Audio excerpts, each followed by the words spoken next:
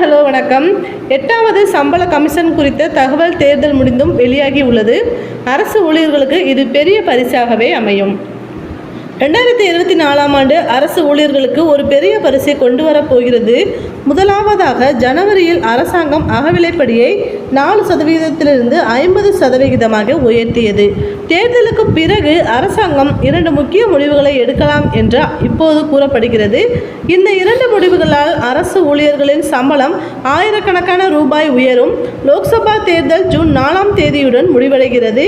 புதிய அரசு அமைந்தவுடன் அரசு ஊழியர்களுக்கான முடிவுகளையும் எடுக்கலாம். உண்மையில் இந்திய ரயில்வே தொழில்நுட்ப மேற்பார்வையாளர்கள் சங்கம் ஊழியர்களுக்கான 8வது மத்திய ஊதிய குழுவை அமைக்க கோரி பணியாளர் அமைச்சகத்திற்கு கடிதம் எழுதியுள்ளது. அமைப்பின் கோரிக்கையை பரிசீலிக்க அரசுக்கு நிறைய கால அவகாசம் உள்ளதாகவும் தேர்தலுக்கு பிறகு முடிவெடுக்கலாம் எனவும் கூறப்படுகிறது. சமீபத்தில் 8வது சம்பள கமிஷன் அமைப்பது குறித்த கேள்விக்கு தற்போது இதுபோன்ற திட்டம் எதுவும் இல்லை என்று அரசு கூறியிருந்தது. ஆனால் சமீபத்திய முன்னேற்றங்களுக்கு பிறகு தேர்தலுக்கு பிறகு ஆட்சிக்கு வந்தால் அரசாங்கம் இதை தீவிரமாக பரிசீலிக்கலாம் என்றும் நம்பப்படுகிறது. இது நடந்தால் அரசு ஊழியர்களின் சம்பளத்தில் பல ஆயிரம் ரூபாய் ஒரேடியாக உயர்த்தப்படும்.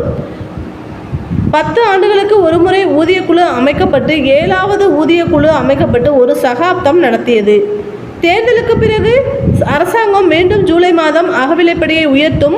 முன்னதாக ஜனவரியில் டிஏ 4% உயர்த்தப்பட்டு உள்ளது.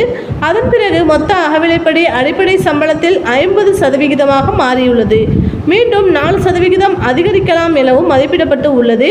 ஜூலையில் இதற்கான முடிவு எடுக்கப்பட்டால் அகவிலைப்படியை 54% உயரும்.